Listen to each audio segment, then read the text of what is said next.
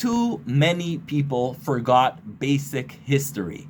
When anti-Semites say things like Kanye West has said, expressing his love for Hitler and for the Nazi Party and for these crazy ideas, too many people think, so cool, I'll also say something as insane as Kanye West. When he posts his ideas about Hitler and Germany, people are like, oh yeah, they hated Jews, I also hate Jews, so let me join in on the fun, forgetting that Hitler was the #1 destroyer of, more than anything, Germany. People forgot about that part where Hitler absolutely decimated Germany, destroyed Europe. So let me give you a quick crash course.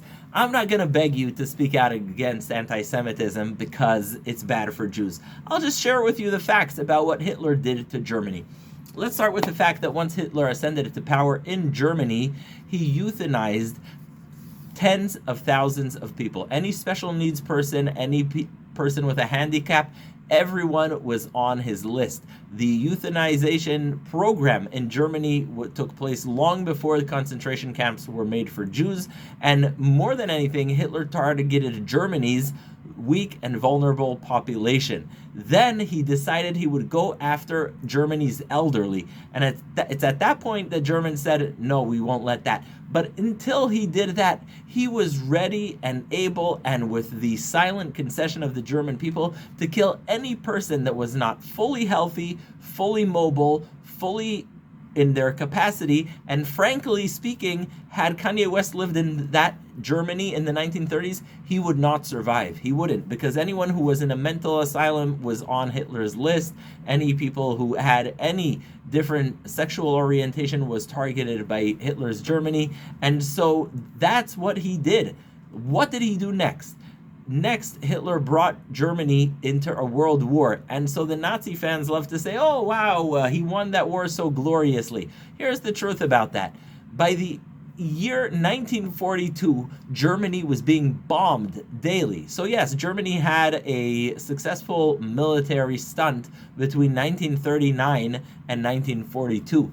But after that, if you're a young German, guess where you were most likely? You were likely freezing to death on the Eastern Front, trying to somehow conquer Moscow, which would be impossible for you.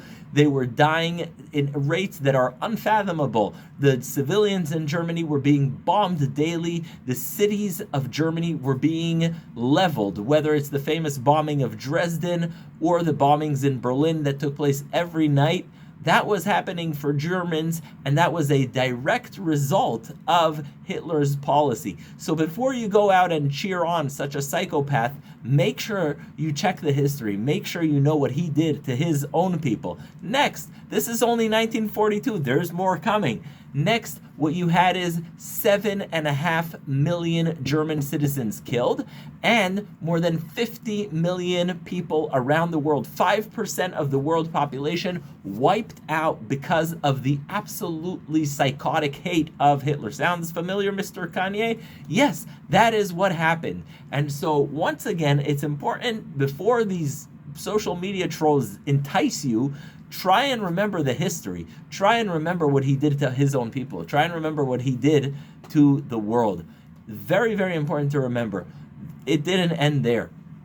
1945, the Allies are decimating Germany. Hitler could have said, you know what, once they reach the borders of Germany, I will surrender, step down, and let someone else take over. No, he didn't. You know why he didn't? Because he was sitting in his palace with Eva Braun snorting drugs. Yes, and it's at that point that the Allies started bombarding Germany, not only from the air, but also tanks, infantry, etc. I will not talk here about what the Russian male soldiers did to the people of Germany. It was pretty brutal. There's many books about that. But let's just say that sometimes those who were not killed by the Russians would have preferred that, because the absolute torture that the Soviet army inflicted on the German people at the time is the subject of many books, and it's something that the Germans didn't think about when they went on their mission of bringing chaos and destruction to every single corner of the world.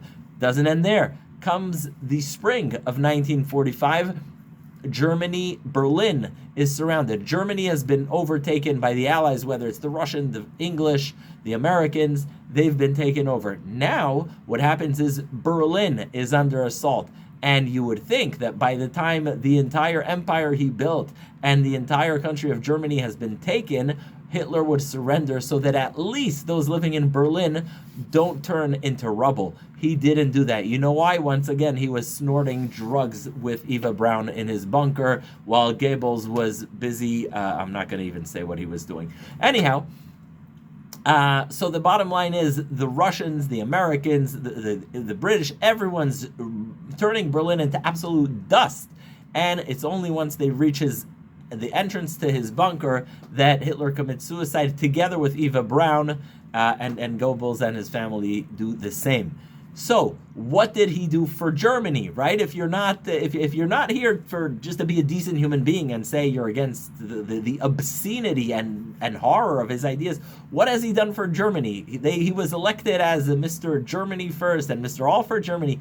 What has he done for Germany? He brought Germany absolute destruction. 7.5 million Germans dead. He brought absolute destruction to the buildings of Germany. The women of Germany suffered extraordinarily under the Russian and the Soviet soldiers. And then, as if that were all not enough, it was only the beginning for many, because half of Germany was then controlled by the Soviet, East Germany. For years, he rallied and said, we have to keep the Soviets away. Well, he's the one who brought Germany under Stalin's control. Half of Germany was controlled by the Soviets. Decades to come, it would be 50 years at least until the eastern part of Germany and the western part of Germany would be reunited. Until then, the Germans continued to suffer. They had to pay, obviously, a tiny bit, but a lot for them, of reparations to those who they harmed. Of course, obviously, most notably to the Jewish people. But yeah, that's what he brought on them. So if you voted for that clown in 1931, 32, guess what you got? You got destruction of your home. You got destruction of your people. 7.5 million people dead, and an absolute surrender to the Soviets. That is what you got. So next time you think you're gonna cheer on some hateful ideology and be like, oh, I'm going to do this to get at the Jews, I'm going to do this to own the Jews and to scare them and to be mean on social media, just remember what happened to those who did that in Germany. How did that end for them? It did not end well. So now is the time to speak against anti-Semitism, because anti-Semitism is a sweet poison pill. It's something that some members of society find sweet and enticing, but it ultimately decimates anyone who swallows that pill. Speak out against it, read the history, remember the history, and remember that those who rise against our people never ever succeed, because hate doesn't pay, hate doesn't succeed, and read your history.